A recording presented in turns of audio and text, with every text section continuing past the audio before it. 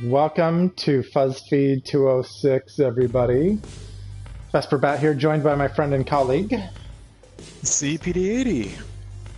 Hey, what's up? Okay, so, yeah, kind of a busy day. I think every day in policing is busy. I think that's an accurate statement. So straight to the news. Right as we were leaving the office, we learned rather unexpectedly that some people who we were investigating and were seeking charges on had been charged. So that's kind of a big deal. I'll go into some of the details right now while we go grab our Arms Day gear, which we probably aren't going to use.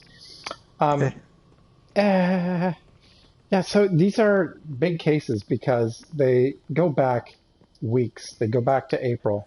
And what we had was, in this particular case, these three suspects, two young men.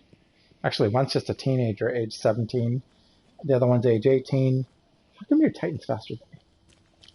Is there a sprint? Because I'm good. What can I say? And I think the female was age 23. So, do we have a rocket launcher or anything? Nope. We got fusions, pulse, and autos. Ooh, the fusion. I'm going to take that pulse rifle. I'll grab the fusion just for grins. All right. And off to orbit. Indeed, it is. Okay, so 3 people have been arrested. Guns have been recovered. Not just any guns. One is an AR-style rifle. The other is an AK-47 style rifle. So this is very significant because this trio committed a number of different shootings in Seattle and outside of Seattle. And in some cases, it seemed indiscriminately. And so that's just very concerning. It's very frightening. This investigation, because it involves gun violence, has been a priority for our detectives. And the great news is that they made arrests and charges were filed. So what this means is they are in jail awaiting court. We put out a release. We understood that the prosecutor's office had released the charging documents to members of the local news media. So the story's up, and folks, I would encourage you to go to the SPD blotter, spdblotter.seattle.gov, and check it out. Ultimately, again, significant case, certainly something that we're very glad that more people weren't seriously hurt. There were people who were shot and injured. And again, it's just unthinkable that people would use this kind of firepower to just, without any thought, unleash a hail of bullets at people. Any thoughts on that, CPD? Well, I mean, I would highly recommend going back and reading the blotter post because there's a lot of details that we're just leaving out for the sake of expediency here. But yeah, it's definitely worth the read to see just the kind of the havoc that they were bringing onto the neighborhoods out there, all the way from Kent to Seattle. So yeah, take a second and read that. And this is one of those topics that we've been trying to get our heads around here, not just in BuzzFeed land, but also just as Seattle police officers. Just because there's been quite a few shootings, shots fired, I should say. There is a difference. Right. But over the past year, or so far this year, we've had 185 incidents of shots fired. So that would just be us getting a verified report of somebody using a gun in the city. And that compares to, well, let's see. So, and as far as actual shootings this year, we've had 37, and then 4 on top of that were fatal. So that seems like a lot for our city, but when we go back and we look at the year prior, we had 25, so we had more shootings this year, but last year we had more fatal shootings at 6. So that's one of those things that so far we've been pretty lucky that we haven't had more fatalities with the quantity of shootings that we've had. And hopefully with these arrests, we can at least start to put a dent in how many of these shots fired calls we have. And I mean, historically, we're a little bit above average. I mean, if we start looking at 4 or 5 years back, I mean, in 2012, year to date, we would have had 135 shots fired calls. And that's one of those things that we've definitely been working on. And as the days go by, like where we have had the majority of these things, not all of them are. Oh, I just got wrecked. The void burn. Yeah, the majority of these things aren't necessarily happening in the South Precinct, but a lot of them are. So it's one of those things that. Well, and the fact is, we track it. You know, we have a data-driven approach. Yeah. So every shots fired, every shooting is mapped, right? Exactly. Yeah. So every single one of those things is mapped, and then if you go onto our CStat page, you can pull up the latest numbers for that, and you can see a heat map of where a lot of these are happening. We aren't trying to hide the fact that we have shootings happening and shots fired happening in the city. But you can go there and you can see for yourself where these things are happening. So you can be educated in what goes on in your city. And I think that is a very important thing for us as a police department to do and own. Oh boy. Hold on 1 second. Okay, so as far as what we are doing about it, that's always the next question we get asked on these things. We have added extra patrols in the south end for the next few days to keep an eye on the Columbia City area, where we most recently had a shots fired incident. Thankfully, nobody was hurt in that one as well. But yeah, we have added extra patrols in that area. Our CPT units and our bike squad is also pushing into those areas. I'm coming for you. Is also pushing into those areas to talk to shop owners and things like that to just reinforce that idea that we are out there and we are doing something, and we do actually have a plan about how to go about this. And that visibility is that first step. And then on top of all of that, we have emphasis patrols that we do in the south end due to the shots fired. So we are also adding officers to our shots fired emphasis patrols. So there's going to be a lot of officers. In football terms, you could call it flooding the zone, or basketball, same thing. And it's just going to be a lot of cops in that area. So don't be surprised when you see them. But yeah, that's our goal, is to get that number down. And eventually be able to get rid of it completely. That would be fantastic. Well, what can people do? You know what I mean? So people are expressing concern about gun violence. Is there anything that they can do? Any way they can help us?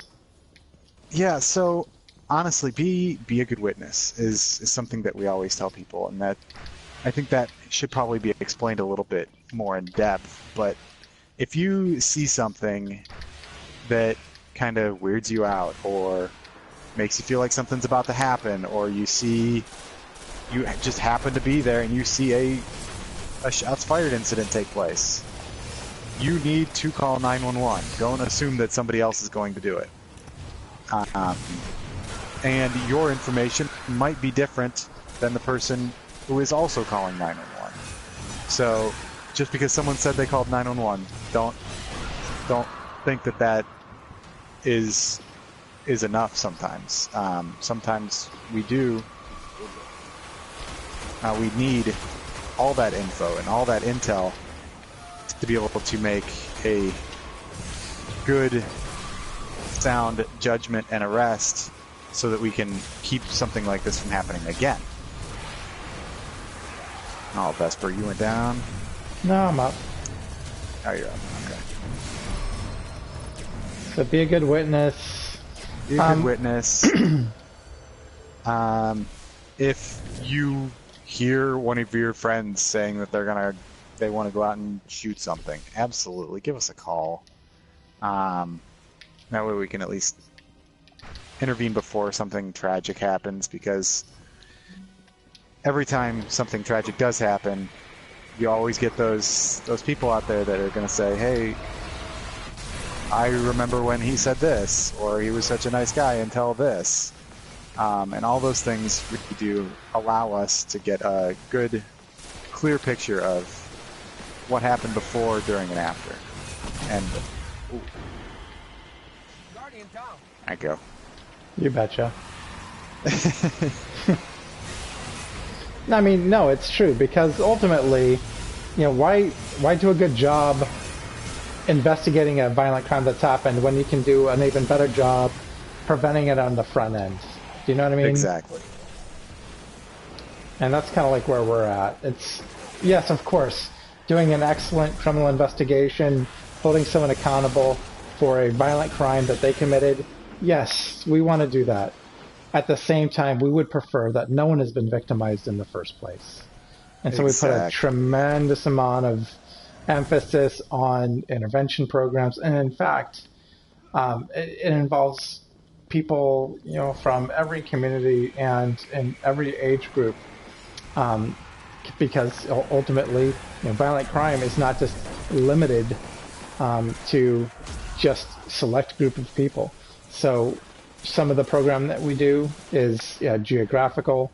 Some of it is targeted towards youth, because ultimately we do want to make a difference with the youth of Seattle. And in fact, in today's Seattle Times, Detective Cookie Bolden was featured yet again for her absolutely brilliant work with Detective Cookie's Urban Chess Club. And the goal of chess isn't to turn people into world-class competitors where they're facing off with the latest supercomputer.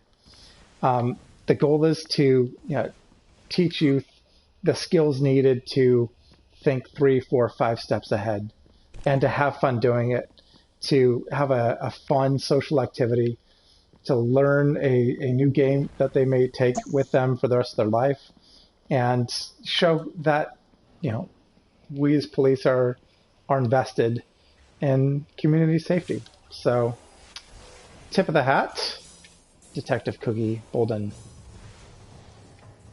So, intervention, very important. Also, jobs, having enough jobs, plentiful jobs for our area youth is absolutely vital to ensuring that boredom does not later translate to behavior that might just be completely harmless, or at its absolute worst gets people involved in activity which on the far end of the skill that we deal with involves violence. And like I said, Wow, how are you guys have 2 down already? You guys are ridiculous. Just one of those days. Number 3's out in the middle. I just had to retreat for a second. Ah, I see. There he is. There he is. This is gonna be a quickie, yeah? Mm-hmm. Ta-da! Okay. So, yeah, that's kind of like the whole point, which is, yeah, we've got some of the best detectives in the region, without a doubt. And that case that they did, that we just wrote about tonight, absolutely stellar investigative work. And more on the way. And in fact, we just posted pictures of some guns on a warrant arrest that we made just a couple of days ago. And then just last night, our SWAT team went out and arrested someone in the Capitol Hill neighborhood. So no one is just sitting around waiting for a bad person to turn themselves into their nearest police precinct. Like, we're all over this. We would appreciate that. I'm not going to lie. We would definitely appreciate that. But sadly, that does not seem to be the... We'll send you the Google Maps to your closest police facility. So, let's leave matchmaking here. Let's run a patrol for just a few minutes. Yeah. Little spell here. Where do you want to go? Oh, surprise me.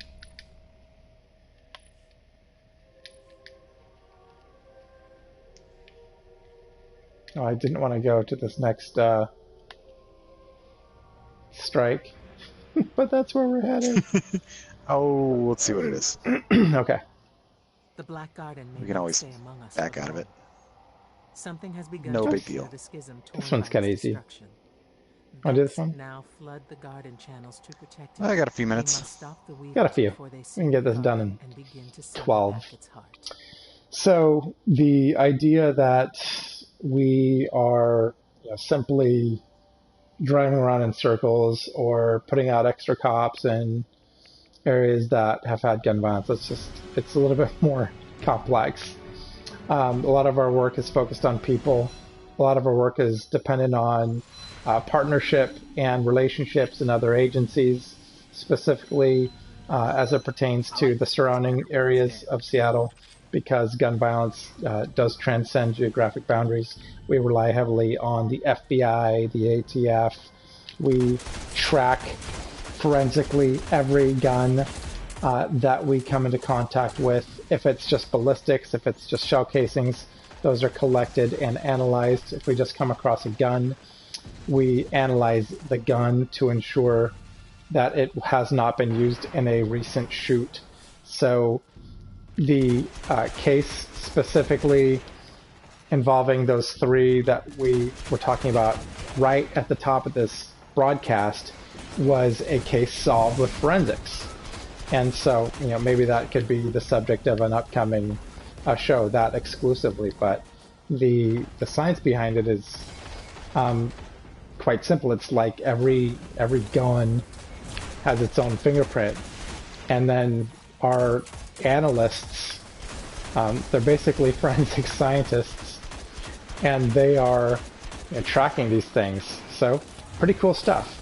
And when you can solve a very violent crime, like the one we talked about earlier, through the use of good detective work and forensics, then everyone knows that the police are actually doing their job. And so, several arrests this week, guns recovered, charges brought today, and more patrols in those areas where people have expressed concern. And I think it's fair to say that if you've been involved in gun violence in Seattle, just know that this is, among many priorities. Of course, we don't just get to pick one crime and focus on it, but this has been something we're looking at with laser focus. So be warned, not a good idea. And again, credit to Lieutenant Mark Garth Green and his crew for all of the work they've done on this. Anything to add before we close up this subject? No, I think that's pretty much it. Just Okay. don't use a gun in the city, and we won't have to come find you.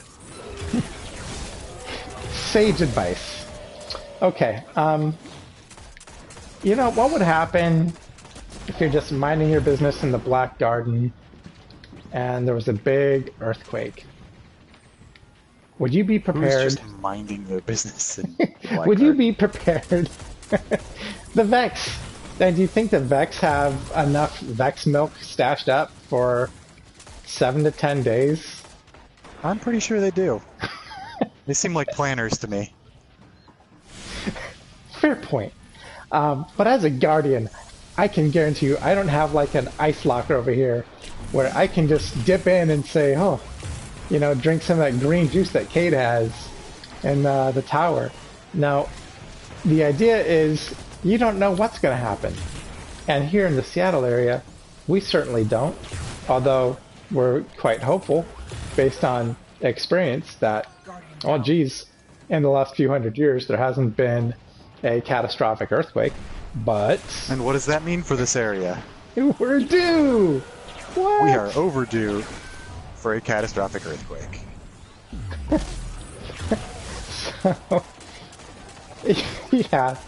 Yeah, thanks, Lemire. Our friend Lemire says that Vex milk is an excellent source of calcium.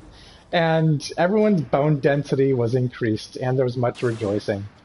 So, with emergency preparedness here in Seattle, we do want to take the opportunity to remind everyone that this is something it is worth talking about. We we talk about it all the time, of course, but probably not the same level of the crimes of the day that are affecting the community. But we've got our very own Office of Emergency Management in Seattle, and they're absolutely brilliant.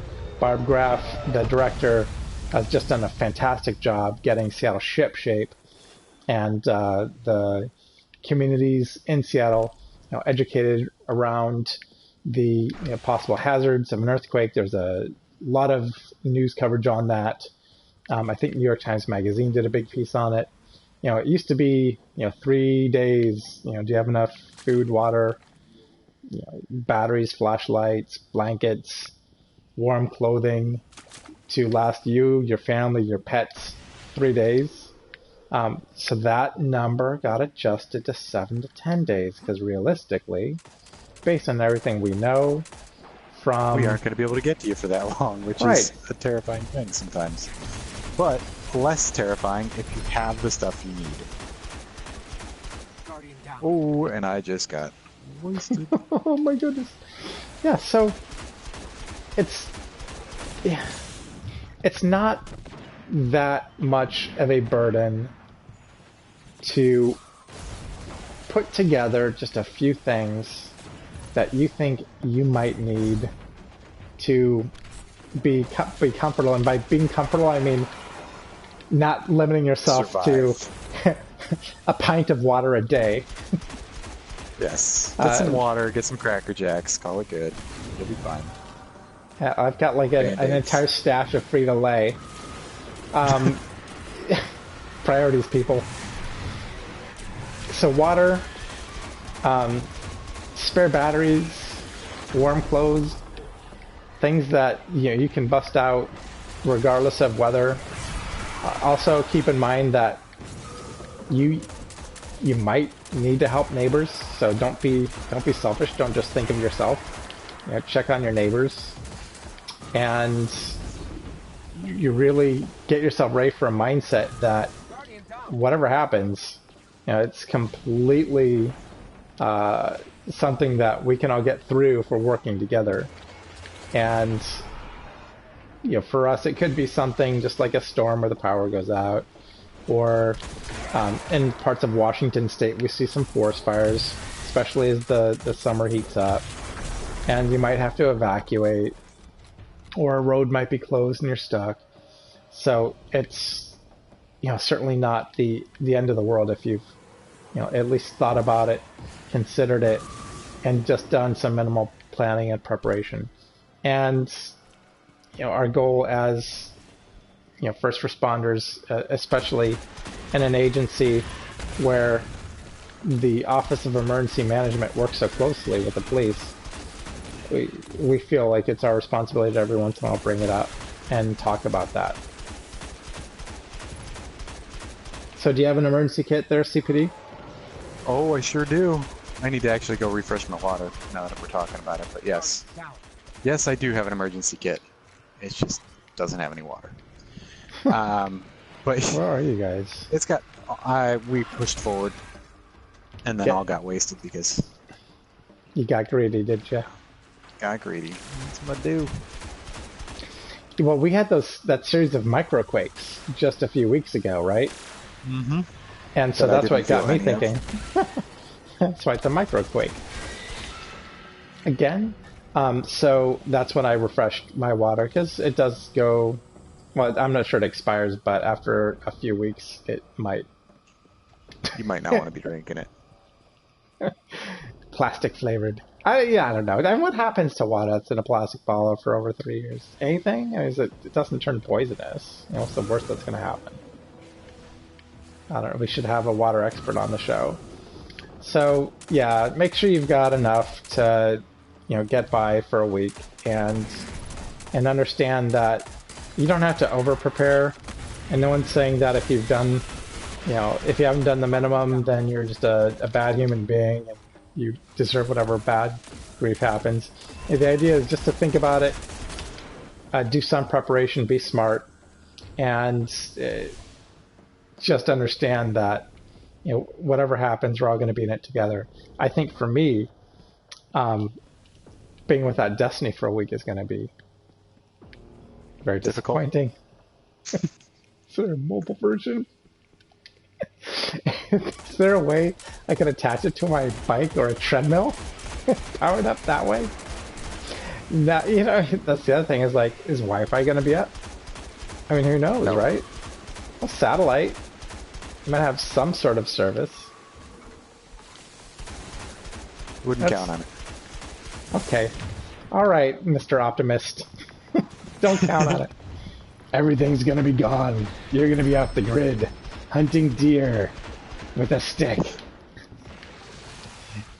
Maybe not that I've seen this movie. Have you? Have you seen that movie? I think so. Gosh, what was that movie? The Road. Have you seen The Road? The Road. Have you? No, I have not. It had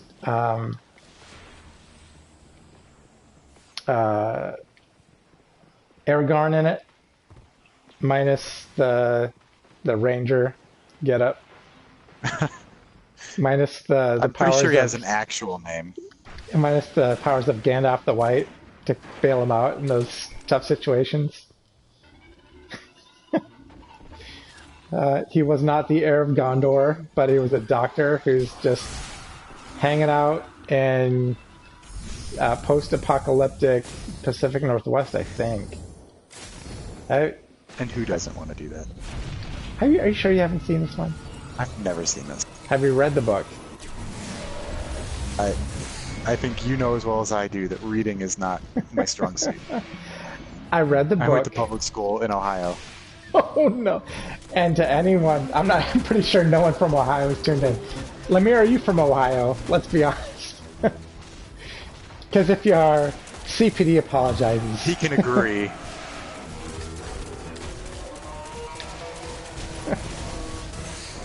Oh boy! I know those teachers did a lot of work, but boy,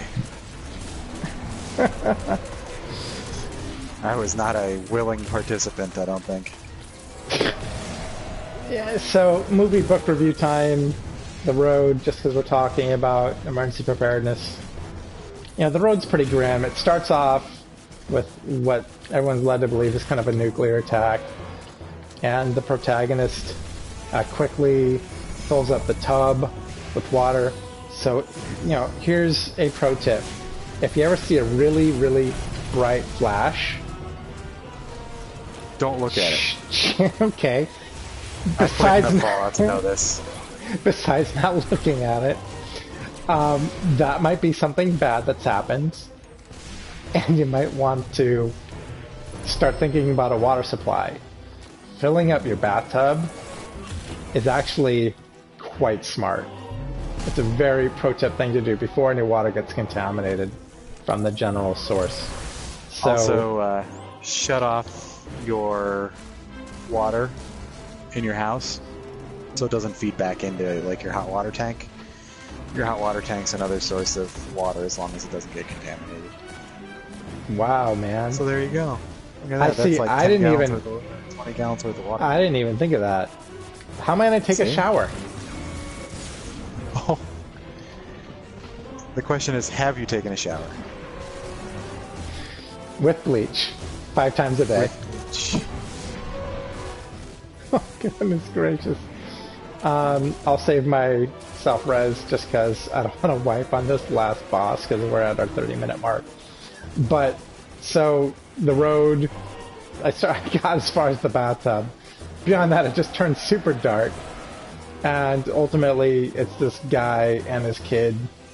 And I will say that not all humans behave well in the post-apocalyptic world. Some resort to cannibalism and tribal warfare. Oh my gosh. But that's all fine. If you keep your smarts about you, as this guy did. His big strategy was get to the coast. Now, I don't know if that's necessarily the best strategy, but I would say getting to the coast isn't bad. Getting to the mountains isn't bad. But any place where you can reliably find clean water, food, don't eat mushrooms with spots on them. I don't know, man. Mushrooms in general, that's just gross. Hey, I thought you were the guy with a culinary degree. What do you mean mushrooms are gross? Doesn't mean mushrooms aren't gross. Mushrooms and olives, like, who would do that to yourself? I'm drawing lines today. That's what I'm doing. Is that okay? So, basically, if okay, did you see 28 days later? Right? I'm sure you did. I sure did. I think I have it here. Yeah, you can always go to the grocery store. It's not a bad strategy. But looting is discouraged. Yes. In an official capacity, looting is discouraged. I hope this hasn't gone off the rails too far. Barb, if you're watching this. We apologize. So, I mean, essentially, there's not much looting because this isn't 28 days later. I think this is like 28 months later in this movie. So whatever they were able to find in civilization, I think at that point was fair game. Because there's a complete collapse. So the happy news to that is that there wasn't much happy news. I didn't spoil anything. The movie actually, you just have to be psychologically prepared for something dark, and then let that be your inspiration for putting together, I don't know, 24 bottles of water in case there's a minor earthquake in Seattle. All right, I think that does it today. Yeah, I think we hit our limit. Any last words there, CPD? No, I'm good. Just stay safe. If you see something, give us a call. Cool. And I will just say that my last words are, as far as the broadcast time, just to make sure we're consistently on time. There's been a few times when we haven't been. We're going to consider moving this particular broadcast to 8 p.m. on Arms Day. So stay tuned. We'll post something up on Twitch and let folks know. But beyond that, just a pleasure to share the latest on our gun violence strategy and some useful and not so useful tips on emergency preparedness. On that note, everyone have a great week. Stay safe and eyes up, Guardians.